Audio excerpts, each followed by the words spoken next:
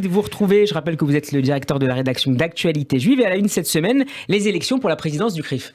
Oui, alors nous avons voulu jouer notre fonction justement de journal de débat, qui est un journal à la fois bien sûr d'opinion, mais qui est aussi un journal ouvert à la confrontation d'idées, et notamment au sein bien sûr des communautés juives. C'est tout à fait normal qu'on mette en scène le pluralisme et la pluralité, et donc on a proposé, enfin Yael Semama a proposé à Ariel Amar et à Yonatan Arfi, qui sont donc les deux candidats à la succession de Francis Khalifa, qui va bientôt terminer son mandat, de venir chez nous faire un débat de fond, où on aborde en fait toutes les questions, on remet tout à plat. Quelle était l'ambiance de ce débat ? Très bonne, objectivement très bonne. Ce sont deux hommes de grande qualité qui se sont affrontés avec, si vous voulez, beaucoup de loyauté réciproque, en ne dissimulant rien de leur divergence d'appréciation sur un. Par exemple, sur quel sujet en particulier ? Par exemple, vous voyez, il y a eu un sujet où on a senti des divergences ou en tout cas des différences d'appréciation. On les a interrogés, c'est normal, sur l'année qui vient de s'écouler et on va dire, pour employer une expression large, le traitement de la présidentielle. Sachant qu'il y a un candidat qui avait focalisé une attention particulière, qui était Éric Zemmour, en raison de positions qui étaient éminemment critiquables sur le passé français, notamment pendant l'épisode de Vichy, etc. Et c'est vrai qu'on a senti, si vous voulez, qu'il y avait deux sensibilités qui se dégageaient.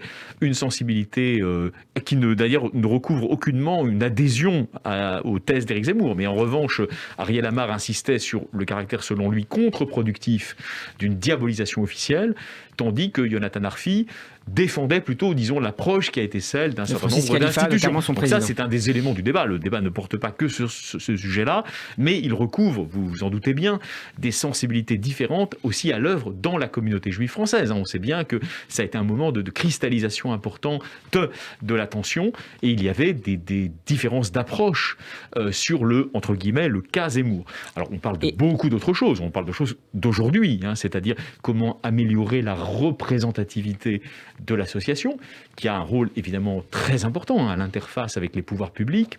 C'est ce qui explique aussi, j'imagine, le choix de cette une, Alexis, bien montrer le rôle central que peut jouer, notamment face aux crises, une institution comme le CRIF. Le CRIF n'a jamais été aussi important. Vous voyez, on est dans une France extrêmement tendue, où les sujets d'inquiétude et de tension sont très nombreux, où il y a une explosion, même si elle est niée en partie par un certain nombre d'experts, mais il y a quand même une explosion très importante de l'antisémitisme. Donc pour toutes ces raisons, ce débat que nous avons organisé, qui est la une principale, disons, de notre journal cette semaine, à côté des éléments politiques, on va y venir. Voilà.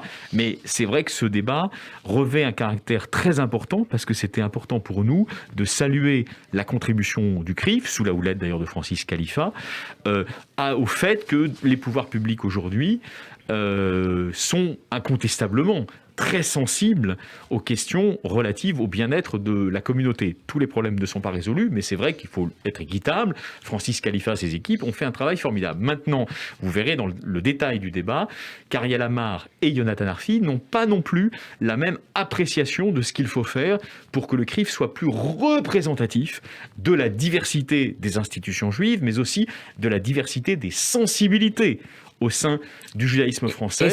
Et c'est le dossier à la une d'Actualité Juive cette semaine. Je voudrais qu'on parle... Juste un petit mot très court. Il y a un autre passage, à mon avis, très intéressant sur ce sujet-là, où Yonatan Arfi, avec beaucoup de finesse, rappelle que, au fond, les institutions juives représentatives, depuis longtemps, ont misé sur ce qu'il appelle, avec un historien, Yerushalmi, les alliances verticales. Et notamment, Yerushalmi, vous savez, c'était l'historien des alliances royales.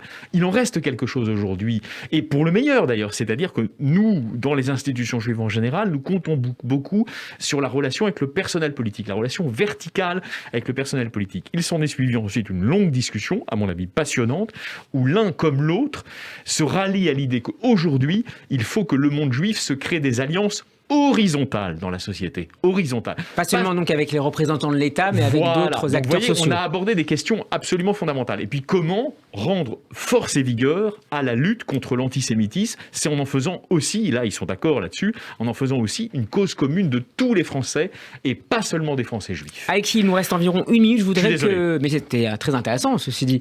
Je voudrais qu'on évoque également ensemble le parallèle que vous avez mis également à la une d'Actualité Juive cette semaine entre la situation politique en France, après les législatives, et en Israël, avec cette dissolution attendue de la Knesset? Alors, les analogies, il faut s'en méfier. Le démon de l'analogie, je vous ai déjà cité ça, Bouvresse, méfions-nous des parallélismes et des analogies. Néanmoins, il y a des situations qui se ressemblent. Eva Soto, dimanche soir, m'interrogeait sur l'israélisation du paysage politique français. C'était la bonne question à poser dimanche soir. Bien sûr, dans le cadre de la 5e, qui est présidentielle, nous allons vers quelque chose du morcellement pluraliste d'Israël. Alors, moi, je ne suis pas d'ailleurs de ceux qui forcément pleurnichent. Le pluralisme, c'est bien, mais c'est difficile à gérer. Donc là, de ce point de vue-là, il y a un parallélisme. C'est-à-dire qu'il y a une autonomisation du Parlement français, en tout cas actuel, vis-à-vis de ce qui a été la tendance lourde de la 5e, pas que Macron.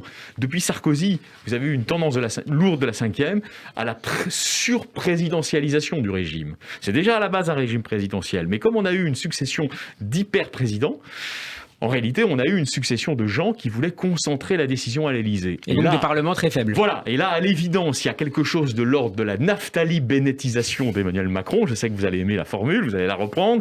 C'est-à-dire qu'au fond, il est obligé de constater qu'il n'a plus l'hyper-pouvoir. Et donc, il va devoir composer avec une majorité composite. Sans néanmoins décider de la dissolution a priori dans les prochains jours. Non, probablement pas. Mais avec des sensibilités qui ne sont pas les siennes et peut-être au prix de marchandage. Alors ça, c'est le problème aussi du pluralisme.